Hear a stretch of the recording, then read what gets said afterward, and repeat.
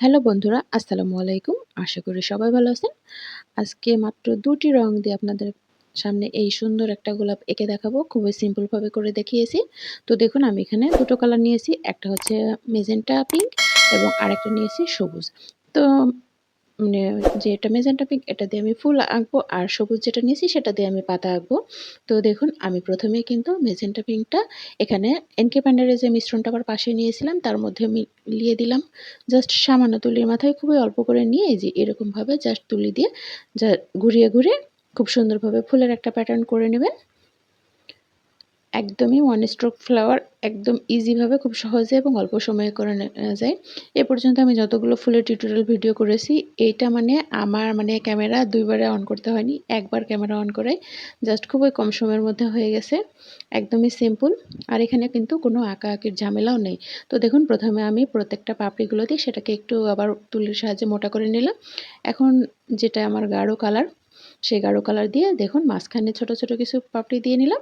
তারপরে আবার এই মোটা যে পাপড়িগুলো করলাম সেগুলোর উপর দিয়ে আরেকটু ব্রাশটা ঘুরিয়ে নিলাম। তো তৈরি হলে গেল কিন্তু এভাবে খুব সুন্দর একটা গোলাপ। তো এই পদ্ধতিতে কিন্তু আপনারা হালকা কালারের যেকোনো ধরনের কাপড়ে পেইন্ট করতে পারবেন। একদমই ইজি।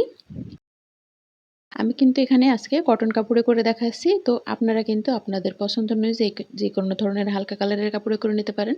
যেমন কটনে করতে পারবেন, অর্গানজাতে করতে পারবেন, মসলিনে করতে পারবেন, সিল্কে করতে পারবেন, তারপরে হচ্ছে জর্জেটেও করতে পারবেন এই সেম পদ্ধতিতেই। তবে কাপড়টা অবশ্যই হালকা কালারের হতে হবে।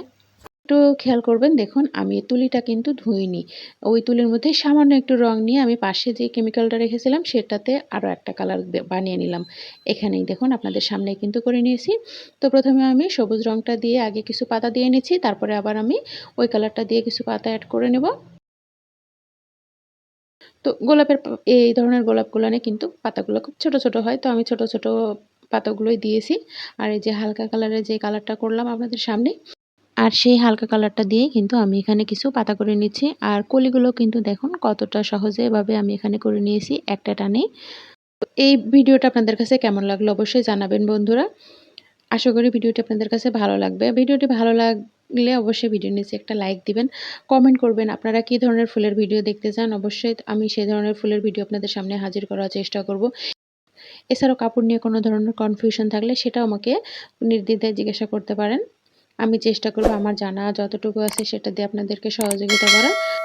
তো তৈরি হয়ে গেল দেখুন কত সহজে খুব সুন্দর একটা গোলাপের ঝাড়। এভাবে চাইলে কিন্তু আপনারাও আপনাদের কাপড়টাকে কালারফুল করে নিতে পারেন। যারা আমার ভিডিওগুলো রেগুলার দেখেন কিন্তু এখনও চ্যানেলটি সাবস্ক্রাইব করেননি প্লিজ চ্যানেলটি সাবস্ক্রাইব করে পাশেই থাকবেন। আর যারা ধৈর্য ধরে কষ্ট করে আমার ভিডিওগুলো দেখেন তাদের জন্য রইল অফুরন্ত ভালোবাসা। সবাই ভালো থাকবেন, নিরাপদে থাকবেন। টাটা।